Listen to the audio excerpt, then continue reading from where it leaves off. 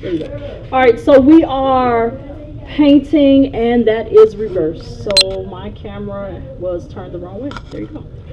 If you notice at the top of my paper, I have a tear that came from my tape. I can pull low and it will not tear as bad, but there's very little that we can do once you tear your paper.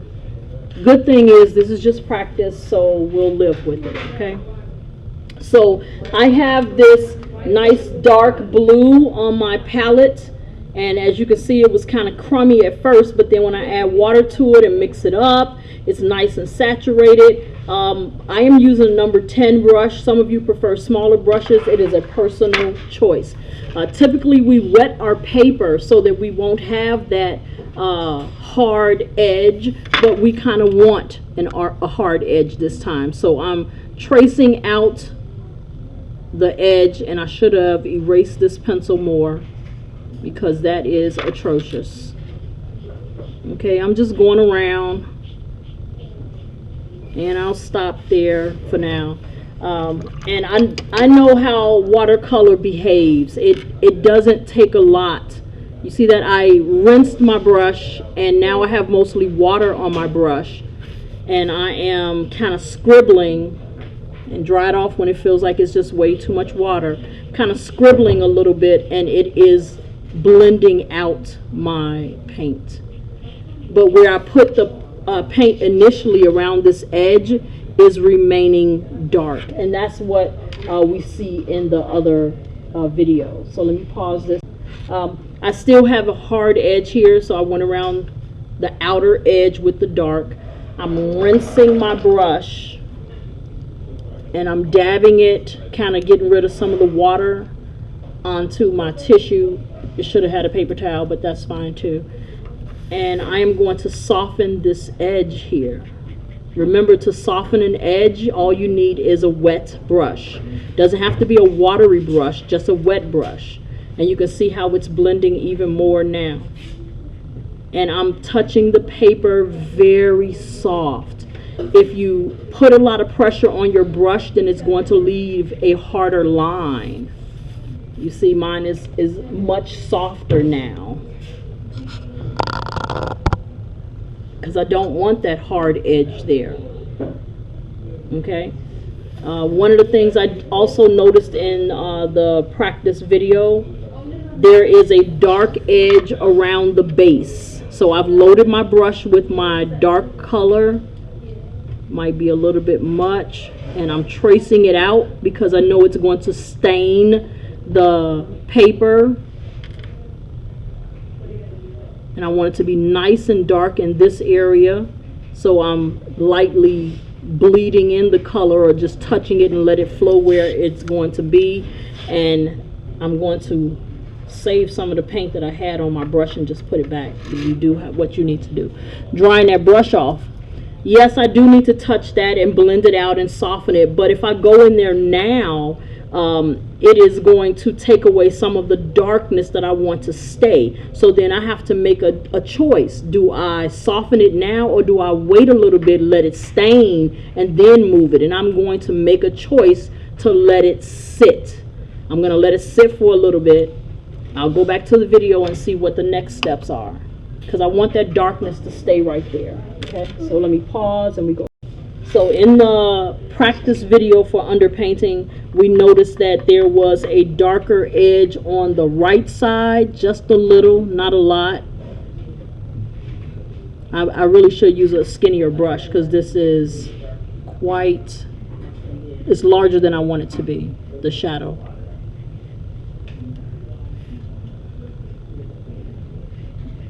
This is how you know you have the wrong brush, if it is doing the things that you don't want it to do.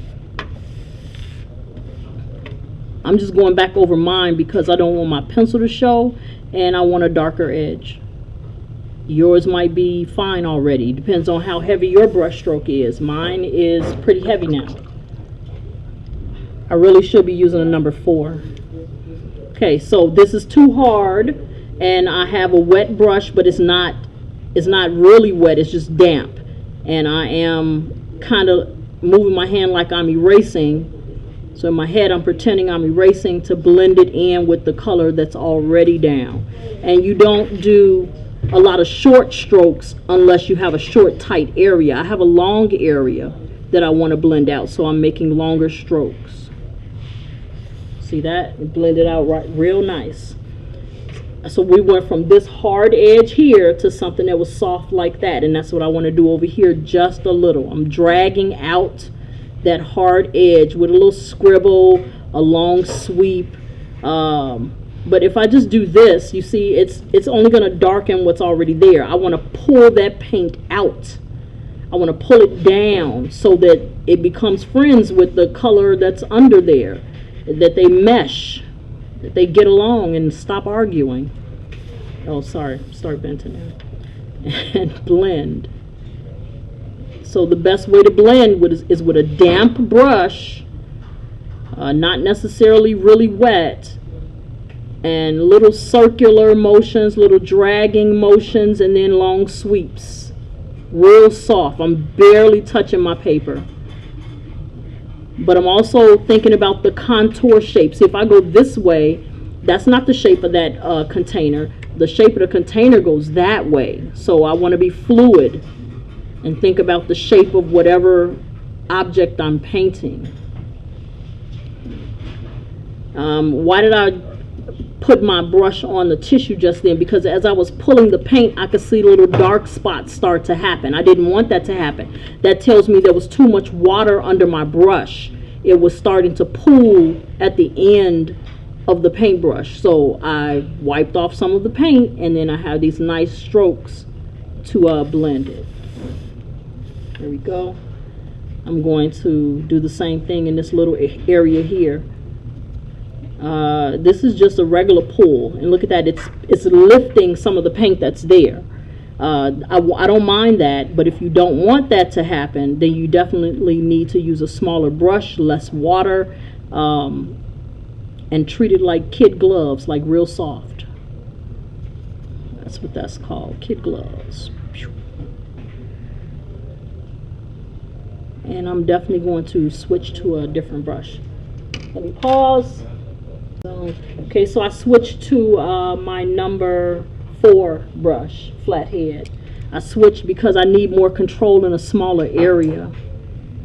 See that? Now I can make a nice clean edge without going past my subject too much. And I did go outside of that pencil line a little bit, but I can clean that up later or now. This is also why we need light pencil marks, but since this is just a practice, getting an understanding of what an underpainting is, it's okay. Okay, that's still a very hard edge there. I'm going to fix that by retracing it. There we go.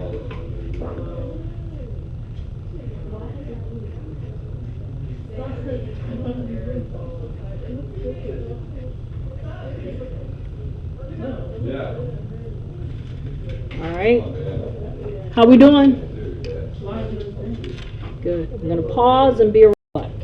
Okay, so I'm going to pop back over to the video and see where I might need to add any more tones in here. But so far we are still working on the main pot where you should have a dark edge, and I'm going to add a little bit more, a dark edge all the way around the pot. Literally just paint a dark edge. The question was, do you do it at the top as well? Only on the right side. So I have a dark edge, but it's too hard. I need it to fade into the rest of the paint on the pot. So I rinsed my brush, I dried my brush, and don't touch the farthest edge because you need that to stay dark. So you pull just a little bit. Look at that. Look at it fading in already. I'm going to have to do it on the back of my paper to show you. So hard edge to soft. There's my hard edge, right? So pretend that that's the edge of the pot. I want this deep dark blue to stay on the outer edge, but I want the rest of it to fade in. Rinsed my brush, dried my brush just a little. Don't touch that farthest edge because you want it to stay dark. And then I'm pulling from the edge that's blending into the rest of the color or the rest of the pot. See that? And it's just creating this soft gradation. That right there is going to be the key to all of your blending. See that? I painted my hard edge. I let it sit for a few minutes, seconds, whatever, right? Whatever, it depends on how much water you use. I rinsed and dried my brush just a little, and then I dragged some of the color, not all of it, into the middle or away from that hard edge. We could call it that. And that's how you do that. All right, so let me get back here.